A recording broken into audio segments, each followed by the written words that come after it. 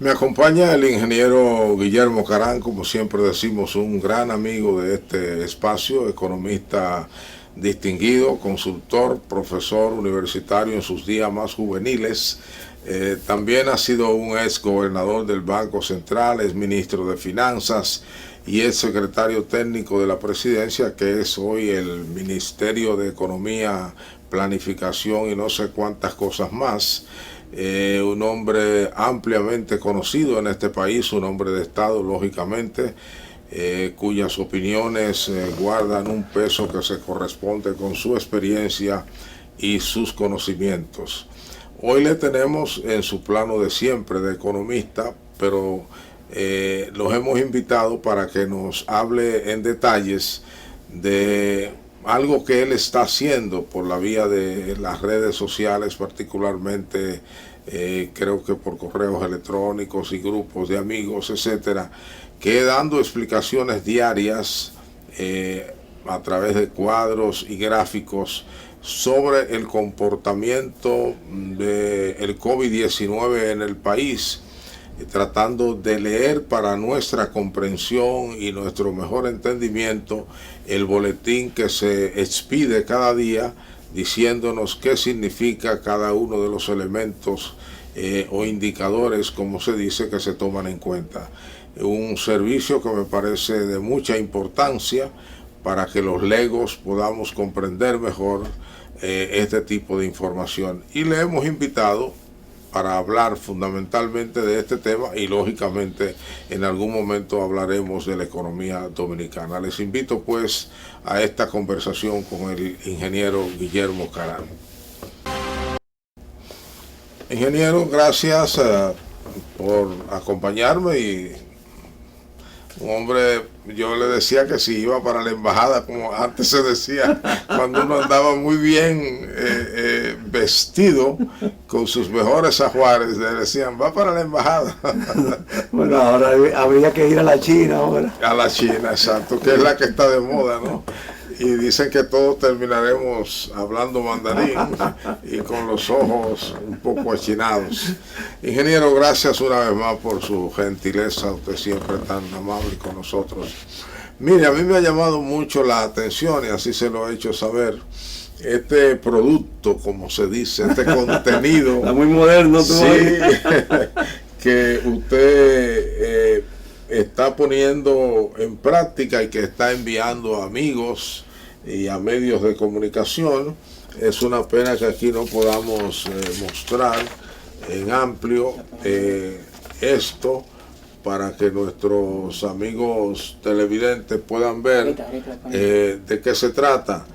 Gráficos y cuadros y una breve explicación en literatura sobre lo que significa todo esto. Como dije en la introducción, el propósito suyo es que nosotros entendamos mejor lo que allí dice, ¿no? Y qué significa, porque los maestros siempre dicen que detrás de los números hay sentimientos, hay gente de carne y hueso, que cuando uno lo dice con números no logra alcanzar lo que se alcanza cuando uno se da cuenta que detrás de esos números son seres humanos o de otro tipo que existen y que tienen que ver con nosotros. Primero, ¿qué le llevó a usted a hacer este tipo de ejercicio? ¿El tiempo que le deja la pandemia o su gusto por las estadísticas? Sí, pues hay algo de eso en el aprecio de las estadísticas, pero yo creo que en programas anteriores yo he insistido en la necesidad de hacer un buen diagnóstico. ¿Qué pasa? Que todo el mundo, y los dominicanos no son una excepción, apostamos a la vacuna. Como ya más o menos aquí hubo un impacto en la vacunación masiva, pero al mismo tiempo estamos observando lo que se llama la tercera ola. Y por supuesto yo quiero contribuir a un buen diagnóstico de la enfermedad, de la pandemia, para que no se tomen medidas equivocadas. Ya. Y ahí diría yo, para salvar la economía. Correcto. Como, bueno, vamos a diagnosticar bien para no cometer los mismos errores anteriores, como por ejemplo las prohibiciones de actividades económicas, que están teniendo sus consecuencias ahora con la escasez, los precios, etcétera.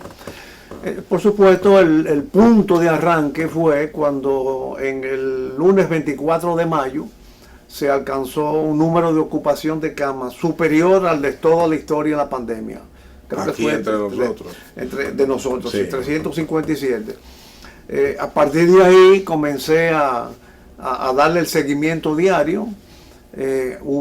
Hay días que de una cantidad enorme en que se incrementó la ocupación de camas, y que creo que uno de los indicadores más efectivos, porque bueno, a mucha gente apostó a las pruebas, pero las pruebas no están sistemáticamente siendo llevadas en el país. No hay una orquestación de que estamos atacando una ofensiva contra la pandemia, sino si tú te sientes mal, tú vas y te haces una prueba. Correcto. Pero no hay un programa sistemático de acción.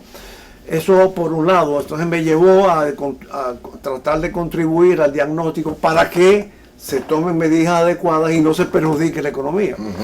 Eso por un lado. Por otro, indudablemente hay mucha gente mucha renuencia a la vacunación. Eso será sin mucha. Eso será sin mucha renuencia. Bueno, por lo menos muchas opiniones, sí. Sobre todo personas que tienen aprensiones. Y entonces, religiosos, muchos religiosos. Religiosos incluso, que sí, no muchos. Yo conozco personas. Yo creo que la mayoría son religiosos. Sí, tienen un sentido muy arraigado de confianza, de olvídate de la ayuda, de que yo te ayudaré. Sí. Entonces, quería como que contribuir a esas medidas adecuadas, y parte de las medidas adecuadas es que estoy observando en esta área, como en otras también de la actividad gubernamental, como un enfoque monotemático, muy focalizado. Yeah. O sea, si lo que está de más de la vacuna, nos olvidamos de todo lo demás, nos olvidamos hubo un tiempo que por estar concentrado en la vacuna se olvidaron las pruebas, y en otras ocasiones era solo pruebas. Entonces, como para llamar la atención de que la vacunación es una condición necesaria, es una medida necesaria, pero eso no debe llevar al abandono de lo otro. Yo recuerdo incluso compañeros tuyos, comunicadores, hacedores de opinión, que recuerdo la primera vez que volví a un programa presencial, cometí un error, y es que yo me fui yo mismo a maquillar, me quité la mascarilla, creía que la había puesto en el maquillador, pero realmente me la tenía colgada. Cuando termino yo mismo de maquillarme, cojo la mascarilla del comunicador y me la pongo. Entonces me dice, no te preocupes, que ya tú estás vacunado. Y es una pregunta muy frecuente. ¿Tú estás vacunado? No hay problema. Sí. Y yo creo que eso es parte de lo que explica la tercera ola, que hubo un exceso de confianza por parte de la ciudadanía, de que por estar vacunado ya se cree que debió prescindir de los protocolos individuales y colectivos. A pesar de que se ha insistido mucho. Claro, el propio decreto que establece el toque de queda enfatiza en unos protocolos, pero no hay cumplimiento de esos protocolos. Por ejemplo, yo me ejercito diario, voy a un espacio público, y las personas encargadas del orden y el personal de mantener el espacio público no usan la mascarilla. Cuando uno va, el número de establecimientos comerciales que están dejando de tomar la temperatura o de limpieza de las manos ha disminuido. Entonces me parece que ha habido un descuido colectivo. Ahora, ¿usted ha visto alguna vez que hayan devuelto a alguien por temperatura? No. Todo el mundo está bien, según eso es parte de la supervisión. Yo supongo que el que está mal no sale, ¿no? Bueno. Y el otro ángulo que insisto mucho en es el ejemplo de las autoridades y del liderazgo nacional. A veces veo que el liderazgo nacional, incluyendo las autoridades, incluyendo el gobierno, promueve lo que prohíbe. Pero quizás usted, ahora que está viendo en detalles el boletín completo, se pudo dar cuenta que muchas veces la falta es de los medios de comunicación, que no enfatizan todos los elementos del boletín. Claro. No hacen además este tipo de interpretación, que es donde yo creo que está la bondad de su aporte. Bueno, no sé si esa es una competencia, tú lo sabes mejor. Yo mismo digo y enfatizo mucho en que hay dos elementos que son lo que el lector, la persona quiere saber de inicio, el común de las personas, que es cuántos nuevos contagios y cuántos muertos. Claro. Bueno, a eso habría que agregarle la ocupación de cama, porque el sistema colapsa cuando hay una saturación completa. Y si bien todavía no ha llegado al 100% en el país en general, pero hay casos, hay establecimientos. Usted nunca sabe cuántas camas son. Bueno, varían. Porque las autoridades como que no la contabilizan bien todas. Lo que pasa es que hay que ver que... Quitan y ponen, quitan y ponen. Sí, pero tiene su explicación, porque una cama puede dañarse. También me parece que hay problemas. Pero falsea el análisis, claro, es lo que quiero decir. Sí, hay que estar comparando. Una cama puede romperse, pueden comprarse cama nueva. Y antier mismo Sedimat anunció que incorporó 12 o qué sé yo, cuántas camas más. Algunas se dañan, hay que repararlas, hay que desinfectarlas, supongo. En fin, hay un número de variables. Lo importante es que contribuir a que se tomen las medidas holísticas, como estamos usando muchas terminologías nuevas. Enfocar el combate a la pandemia con todos los elementos que entran en juego y no focalizarse en un tema en particular, como por ejemplo estaba sucediendo hasta ayer. Usted, por ejemplo, no maneja la positividad todavía. No. Que dice, para los médicos es lo clave. Claro, pero la positividad es una variable dependiendo de las muestras. Y yo tengo mis reservas por las muestras, por lo que te dije al principio. ¿Cuándo se toma muestra? Cuando una persona tiene síntomas y acude. No es una ofensiva sistemática del Ministerio de Salud. No podemos tampoco. Bueno, quién sabe. Incluso por razones económicas quiso... eso hubo que echarlo para atrás, quiso limitarse a una vez al año, lo cual parecía una locura. No, una locura, eso es una locura. Pero por ejemplo, yo conozco gente que se han hecho 7 u 8. No, yo decían ahí que descubrieron personas que se han hecho 30 veces. Sí. Pero yo creo que eso son principalmente gente del gobierno. Yo conozco amigos míos que son funcionarios y se la toman una vez a la semana. Porque como viven entre personas, de hecho así fue que el presidente, siendo candidato hoy, cuando él era candidato que dio positivo, fue porque una de esas pruebas regulares que él se hacía, después que venía de todas estas jornadas de campaña, él se hacía la prueba y en una quedó cogido. Bueno, en ese caso se justifica, por supuesto, cuando hay una obligación. Sé que hay empresarios también que se la hacen semanalmente. Sí. Pero yo creo que aquí pudo haberse diseñado un programa sistemático de, por ejemplo, identificación de casos, cierre de zonas y de personas. Entonces, si hubiera sido un programa así, yo hubiera valorado más la positividad. Pero cuando tú mides la positividad en base a las muestras que espontáneamente los que suponen que la tienen, pero usted deja de ser representativo. En el caso suyo, eso vamos a decir es un prejuicio. pero toda la data que usted usa es la oficial. Claro. O sea que tendría el mismo valor. Siempre, si el gobierno quiere o no quiere ocultar. Bueno, lo que pasa es que yo me focalizo en Y yo me imagino, usted viene de una experiencia de gobierno amplia, ¿no? Sí. Yo estoy pensando entonces que usted sabe que los gobiernos también enmascaran los datos. Bueno, por supuesto. Y yo sé que tú me vas a decir ahorita que Balaguer preguntaba. No, porque usted solo trabajó con Balaguer. Sí. Nada más. Con presidente, como el único que he trabajado con Balaguer. Ya.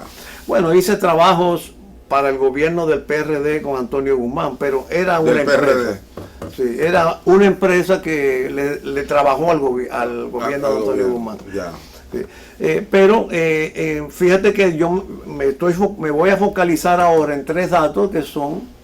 usted se va a centrar ahí, no va a pasar de ahí por ahora. No, es que son el número de muertes que no se puede ocultar. Exacto. ¿Verdad? Bueno, sí se está demostrando ahora, porque venían unas demoras que nunca le decían de qué tiempo eran esas demoras. Bueno, pero si tú lo tomas de un día para otro, se distorsionan los datos.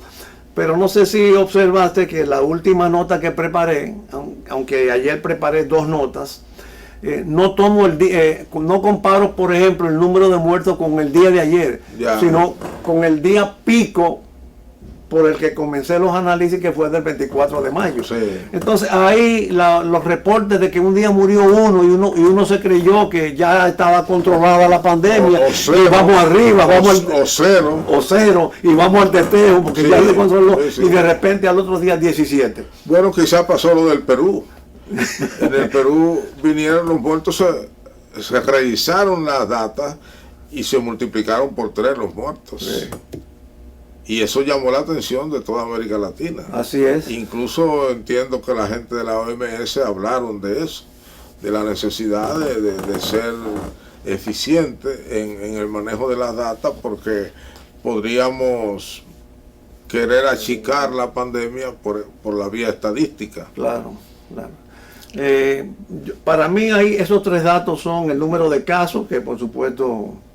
El número de muertos, la defunción y la ocupación de camas. Y la ocupación. Sobre todo para alertar la acción de las autoridades, porque no sé qué están haciendo las autoridades ahora para aumentar el número de camas disponibles, porque aunque cambia, se ha mantenido alrededor de los 600. Sí. ¿Sí?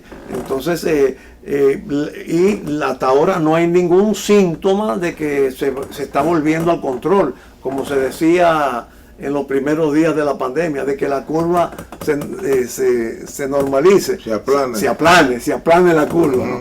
No hay indicios, porque, por ejemplo, medido por la ocupación eso no lo hemos logrado. No. La pandemia ha tenido 3 ciclos claros en Dominicana, y aquí comenzó la tercera ola. Previstos los tres, claro. Por el común de la gente, ni siquiera por los especialistas. Así es. Y por el colegio médico, que yo creo que ha sido la voz más clara que hemos tenido en todo el ciclo de la pandemia. Sí, pero con terapias extremas, profilaxis extremas, cierren por 15 días. Eso es imposible, aquí no se puede. Mire, yo no sé si pudiste ver en el día de hoy, jueves, que estamos grabando. Bueno, en mi campo decía que lo único imposible era un burro desnudo con la mano en los bolsillos.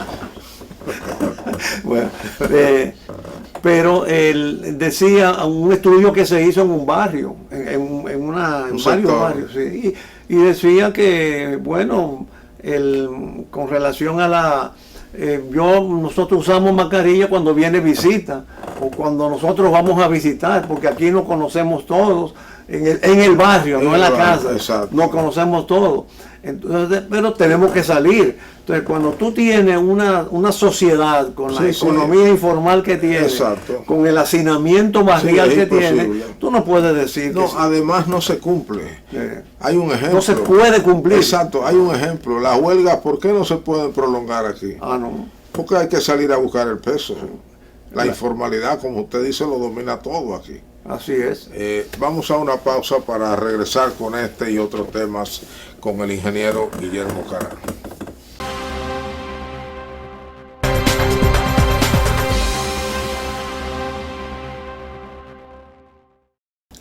Seguimos con el ingeniero Guillermo Carán. Ingeniero, le voy a hacer una pregunta que lo saca un poco de esto. ¿A usted no le hace falta estar en el gobierno? Realmente sí. O sea, no sé si me hace falta, me gustaría. ¿Le gustaría? Anhelo la función pública, pero por supuesto cada día encuentro menos espacio para mí, Ya. a no ser a un nivel que ya, por mi edad, por las transformaciones del sistema político partidista, el estilo de proselitismo político, la mala administración de mi partido, y también el estilo de ejercer la política, porque yo he apoyado a Abinader en 3 ocasiones, en el 12, en el 16 y en el 20, y sin embargo... Y él lo sabe. Por supuesto que lo sabe, pero yo creo que me parece que él tiene como el mismo dilema que yo, invertido. Ya. O sea, así como yo no me veo fácil en cualquier posición. Por ejemplo, hubo alguien un día que circuló un rumor de que yo iba para la dirección de aduanas. No me veo. Exacto.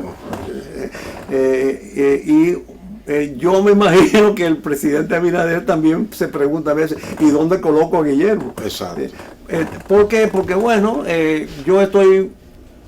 fui mal acostumbrado por Balaguer, tuve un trato deferente de parte de él, me agradó trabajar con él, creo que adquirí malas costumbres con él, no me acostumbro fácil a trabajar con otro jefe. Yo recuerdo hubo un año que trabajé en un medio de comunicación. ¿Ah, sí? Sí, en el Listín Diario, Ah, cuando estaba dirigiéndolo este amigo mío, ay Dios, bueno, te digo ahorita porque de los 2 hermanos que son periodistas, Gil Iturbides. Tuve un año asesorándolo. Sí. Con él me acostumbraba, pero con el jefe de él no me acostumbraba. Ya. Entonces uno llega un momento en la vida en que se acostumbró a un estilo de trabajo que si el otro no lo tiene, es muy difícil. Me imagino que ese esquema de gobierno del presidente Balaguer choca con el estilo predominante. Pero uno no debe, es como el matrimonio, si uno se casa varias veces, uno no debe estar buscando la primera esposa siempre. Bueno, eso por un lado. Por otro, indudablemente llega un momento que uno quiere trabajar en lo que quiere y cuando quiere. Así por es. ejemplo, hubo un día cuando yo vi en el gráfico que se alcanzó, ese lunes 26, que se alcanzó un máximo de ocupación de camas y vi que nadie lo había advertido. Quizás el psiquiatra Guerrero Heredia, como está vinculado al gobierno, mostró un tuit de alarma, pero no focalizó en el número de 357 como el máximo de toda la pandemia. O sea que estuvimos en el peor momento, como califiqué en una declaración. Sí. Él dijo, se alarmó, pero no profundizó en la alarma. Bueno, yo me decidí y comencé a hacer esto. Entonces llega un momento en la vida en que uno quiere trabajar. Quiere hacer lo que uno quiere hacer. Lo que uno quiera en el momento que quiera. Y cuando tú estás en una responsabilidad pública, tú no puedes pensar y actuar así. Ya.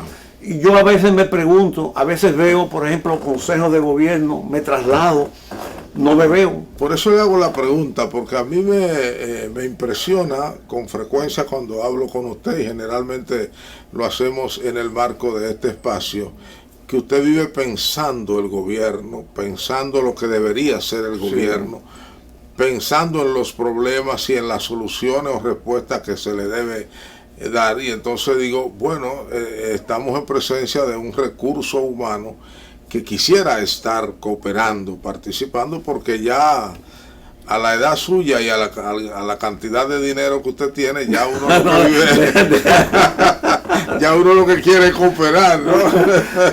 Bueno, yo por supuesto, y hubo un intento Se creó una especie de consejo económico, no sé si por el presidente Abinader, Sí, pero no sé si debió de tenerlo. sí, no sé si todavía existe, pero como tengo también preocupaciones políticas, partidarias, y cada día más, porque por ejemplo, ver estas elecciones de Perú, no quién ganó, sino exponerle a los peruanos a la alternativa de escoger entre un candidato vinculado a situaciones de corrupción y otro con poca experiencia para manejo de un Estado y de un país tan complicado como Perú, que lo conozco bastante bien. Sí, sí. Hay 3 países en uno. Exacto. La selva, la sierra y la costa. Son 3 diferencias. Por cierto, por suerte alguno de la selva no existe. Pero la selva es lo que le está dando en la minería, ¿no? La minería está más en los Andes, en la sierra. Entonces, también quiero estar disponible para las cuestiones políticas y quizás de políticas públicas, pero no me sentí bien concentrarme en la economía pura. Ya. ¿Verdad? Entonces, ¿le gustaría economía política? Economía política, política pública o política pura. Bueno, tenemos un ministro que lo que practica es la política económica, que es Miguel Seara Jato. Bueno, él no se concentra en la economía pura. Bueno, eso es tiene varias áreas que se escapan de lo clásico. Pero ¿no? él enfatiza mucho el elemento político, sí. Si lo toma, siempre entonces, lo toma en cuenta. Volviendo a tu pregunta original, sí me gustaría, pero no me veo, no veo dónde.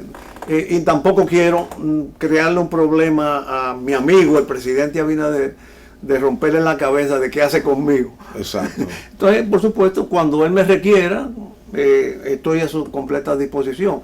Nos hemos comunicado varias veces por WhatsApp, preguntando, criticando, incluso en una ocasión sobre un comentario que yo hice en diciembre sobre datos estadísticos sobre la pandemia, que el gobierno, cuando ve un dato que le favorece, como que se empavonea demasiado. Sí. Y yo hice un comentario,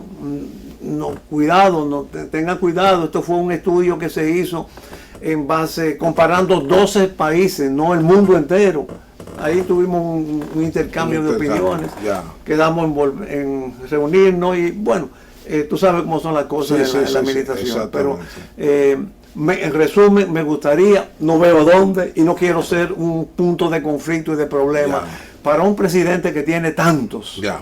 Ingeniero, volviendo a los boletines, yo noto que en el boletín oficial, por ejemplo, a mí me gustaría, no sé si el boletín puede satisfacer los gustos de cada ciudadano, que así como hacen con las provincias y desglosan los elementos por provincia, que a mí me gusta mucho porque en términos de pandemia hay 2 países.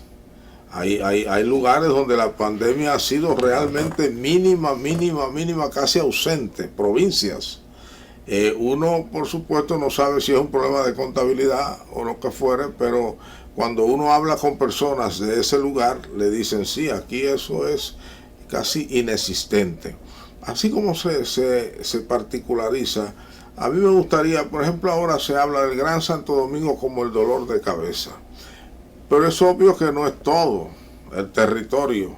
¿Por qué no se particulariza y se dice hay 3 barrios particularmente foco?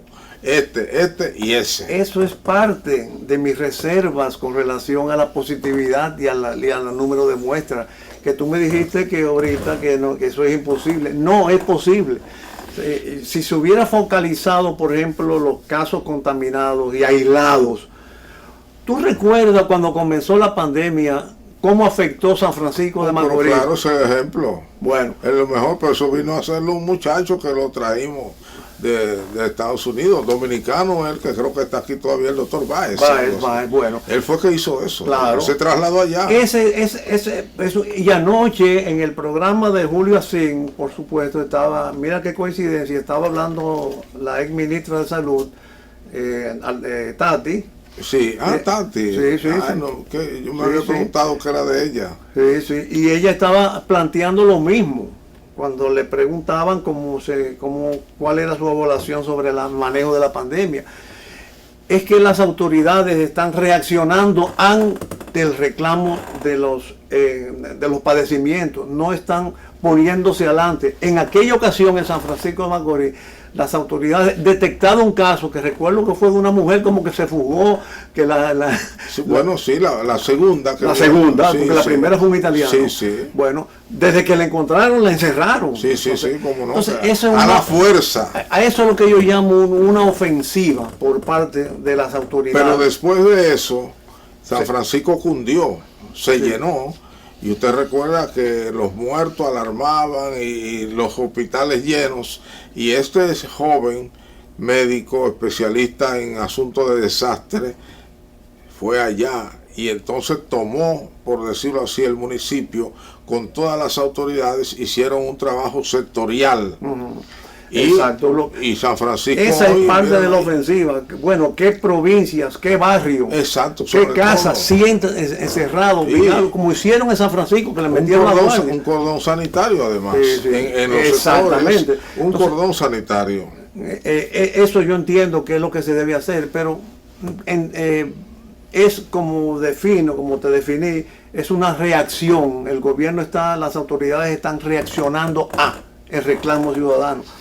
Yo escribí en estos días que no se ha tomado en cuenta tampoco la fuerza, la vitalidad de los barrios. Así es. Un barrio es un microcosmo que está organizado, es un sistema. Mira como dice el estudio que se hizo barrial, como dice una persona en el barrio, nosotros nos conocemos todos. Exacto. Cuando estamos aquí nosotros no usamos mascarilla.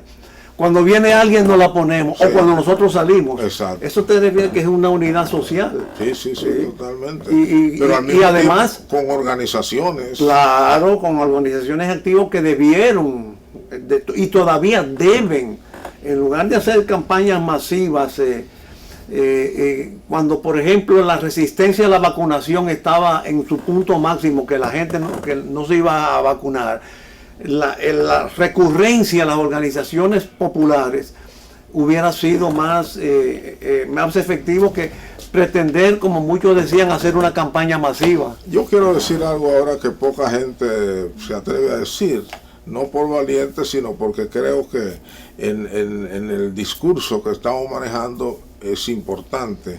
Probablemente este sea uno de los pocos países donde la campaña contra el COVID lo esté dirigiendo una persona que no es del sector salud. Así es. Y eso de alguna manera tiene que influir. Claro. Sí, así es, porque no hay el conocimiento o la visión, identificación profesional. La visión de salud. Sí. La visión del tema salud. Sí. Bueno, con mucha delicadeza la ex ministra de Salud en el programa que te cité dijo eso mismo anoche. Ya. Que ella siente un ministerio de salud debilitado. Y por supuesto, quizás por eso estamos teniendo las consecuencias en esta tercera ola. Bueno, vamos a hablar de economista, ¿no? Sí. Economía, perdón. Porque usted sigue siendo un economista que ahora está tocando el tema del COVID con buena sistematicidad. Para salvar la economía. Y de tal manera que nosotros lo entendamos. Yo espero que sea para salvar a los dominicanos que hacemos uso de la economía, ¿no? Bueno, pero también salvando la economía salvamos a los dominicanos. Vamos a venir. No sabe cuántos dominicanos están pasando hambre. Bueno, hoy mismo dice la prensa que muchos pobres pasaron a comer una sola vez al día. Sí, eso es gravísimo y debería llamar la atención del gobierno. Causa la muerte y en la psicología del pobre y de cualquiera. Yo mejor me salgo a trabajar para comer y así seguro no me muero. Y si me contamino, ya veré. Sí, así mismo. Vamos a un segmento comercial para venir al último tramo del programa con el ingeniero Guillermo Carán.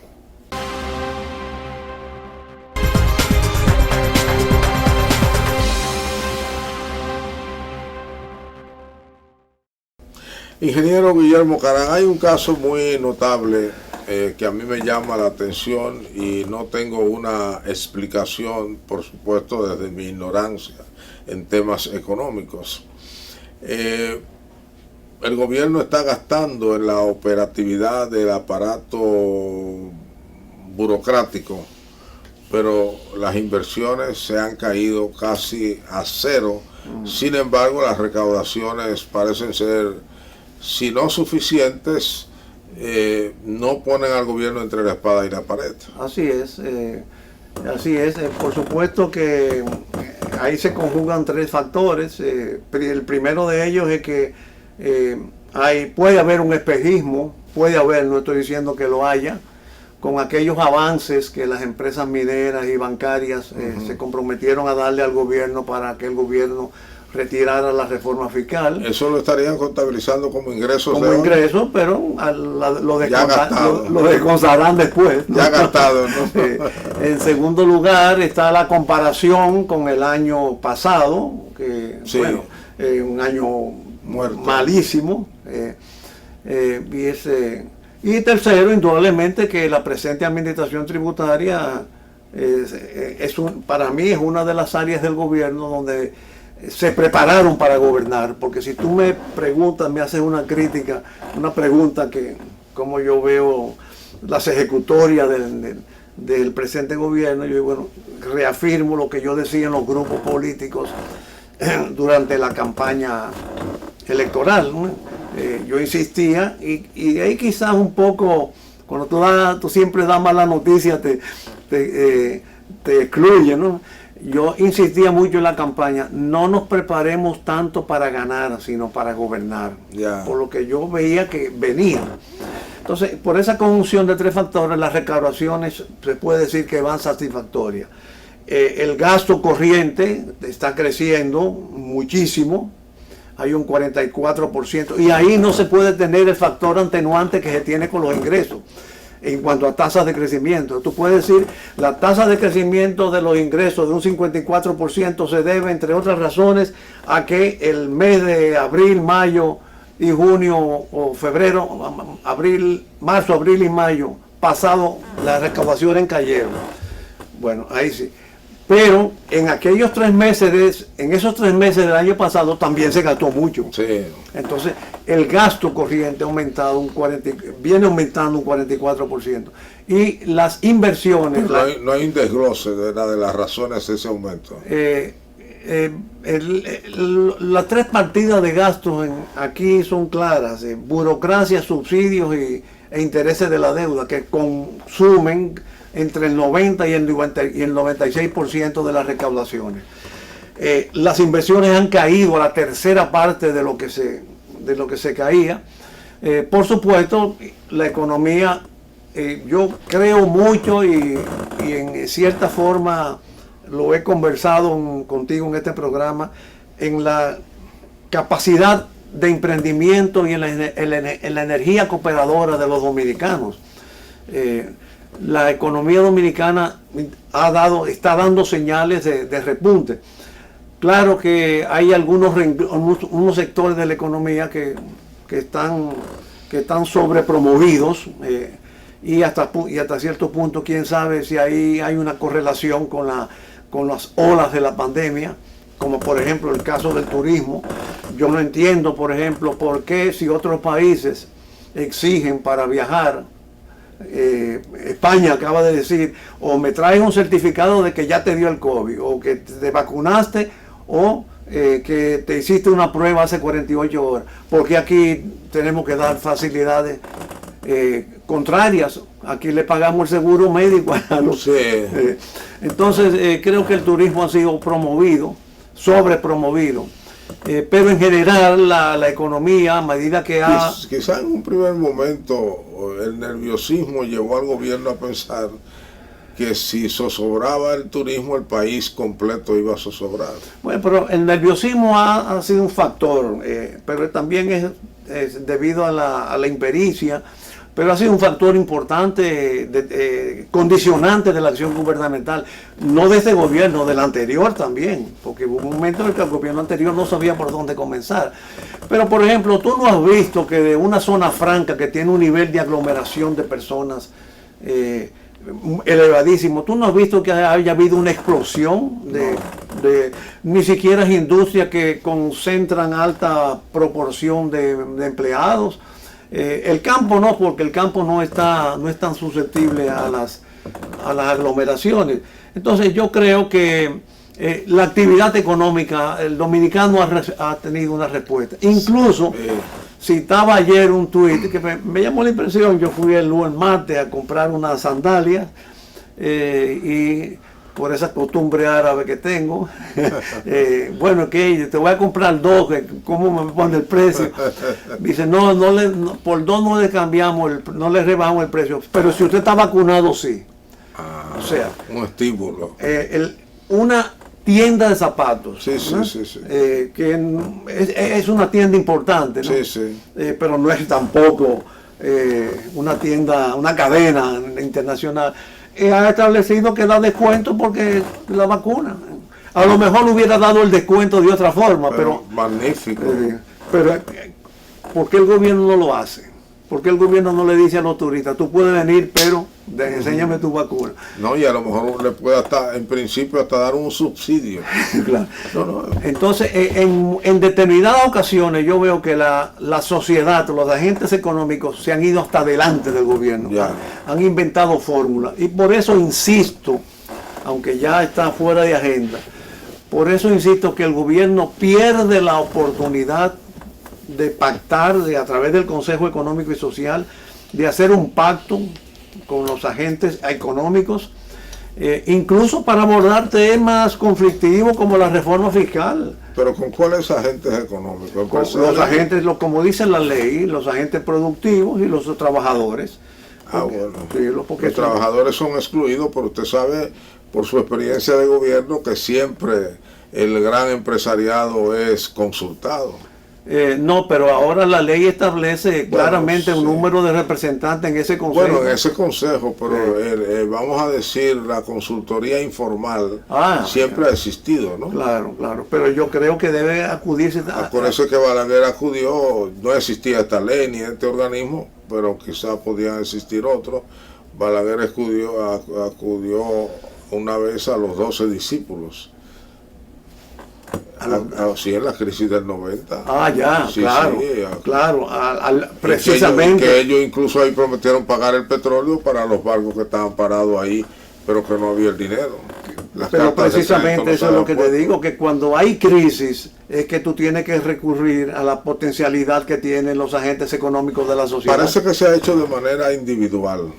O por lo menos no hemos visto en la prensa que estuvieron reunidos. No, y al contrario, que ellos pagaron hay anuncios del gobierno. Ellos pagaron los primeros $8 millones para la Pfizer, fueron los empresarios que la dieron.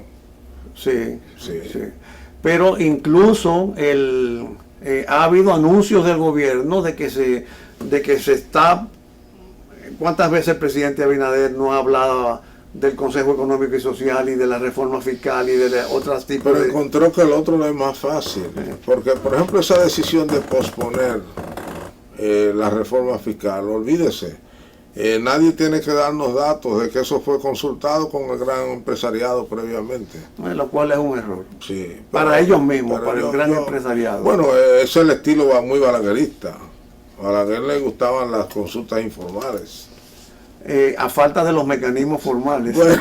Pero y es hasta cierto punto un mérito hacer consultas informales cuando no hay obligación de hacerlas como eso sí, bueno, para un gobierno siempre es obligatorio con el top del empresariado hacer una consulta. Por ejemplo, llegar a un acuerdo tripartito como se llegó, con la participación de empresarios, trabajadores de la iglesia. Eso de hecho fue una formalidad, porque fue de cara al público y además incluyó a un sector que nunca los gobiernos en las informalidades incluyen, que son los trabajadores. A pesar de la informalidad se formalizó con un acuerdo y luego se formalizó con el Código de Trabajo. Yo tengo contra los gobiernos más liberales de etiqueta que hemos tenido aquí en el país, que son los PLDistas, que fueron los que peor trataron a las organizaciones laborales de este país. Así es. Incluso el presidente Fernández, que hace gala de democracia, nunca le gustaba reunirse con los sindicalistas. Entonces tú me estás dando la razón de que el gobierno más revolucionario que ha tenido este país fue el de Joaquín Balaguer. No le estoy contraponiendo. No, yo personalmente creo que el mejor gobierno que hemos tenido en términos políticos, no económicos, fue el de Antonio Guzmán. Sí, claro. Yo pienso eso en términos políticos. Y no hay duda de que en términos económicos Balaguer nos está dando clases todavía. Así es. Y eso yo lo creo. Bueno. Quizá muy en contra también de los trabajadores, desde la primera ley que congeló la huelga, los paros y todo, y bueno, pero no tanto de los trabajadores. La célebre ley de austeridad. De la ley de austeridad colectiva, general, bueno, para todos. De nombre, ¿no? Sí. Pero usted sabe que quienes más prosperaron en ese periodo fueron los empresarios. Y dentro del concepto de que... No tengo nada contra los empresarios. Y dentro del concepto de que para evitar déficits fiscales como se está teniendo ahora, es necesario mantener un gasto público. Lo que creo fervientemente es que las democracias mejores del mundo son las más equidistantes, las más equitativas. ¿Entre quiénes y quiénes? Entre los sectores sociales. Claro. Bueno, evidentemente sí, y sobre todo cuando se maneja un gasto público con mucho cuidado y mucho escrupulosidad. Aquí el gasto público se concentró en la capital. Por eso tenemos tantas provincias pobres. En los gobiernos del PLD. En todos los gobiernos, en uno más y en otro menos. Yo creo que en los de Balaguer menos. Claro, porque la prioridad en las provinciales de Balaguer, e incluso lo que, como un gesto que fue de él con la reforma agraria. Esto es bueno, la reforma agraria nos vino desde el norte, como usted lo sabe. Bueno, pero la implementó él. Sí, claro, lo implementó. Tiene ese valor. Y la asumió. Y la asumió. Claro. La asumió incluso ideológicamente. Y como amor. Sí. Recuerdo que los socialcristianos en una ocasión negociábamos con el gobierno, y Alfonso Moreno, que era el presidente del partido, pidió la reforma agraria para nosotros. Y el gesto de él, por eso lo repetí ahora, fue: no, la reforma agraria es mía. Dijo eso. Interesante, ¿no? Y la verdad que quizás solo él podía haber hecho, en el caso de los arroceros y la ley de cuota parte en general, lo que él hizo. Alejandro Grullón, recuerdo yo, don Alejandro Grullón, en una entrevista que me dio, dijo que ese conjunto de leyes quebró aquí el poder del hato, y por supuesto se lo pasó al sector financiero. Bueno, ingeniero Guillermo Carán, siempre es un gusto hablar con usted y aprovechar su sapiencia, ya que el gobierno no lo hace. Muchas gracias por la gentileza, gracias por este producto, que yo espero que usted lo generalice enviándolo, ¿verdad?, a lo más ampliamente posible, porque es un buen aporte para comprender con más claridad lo que está ocurriendo aquí con esta pandemia, que ojalá termine pronto. A ustedes gracias por igual. Nos vemos en el próximo programa.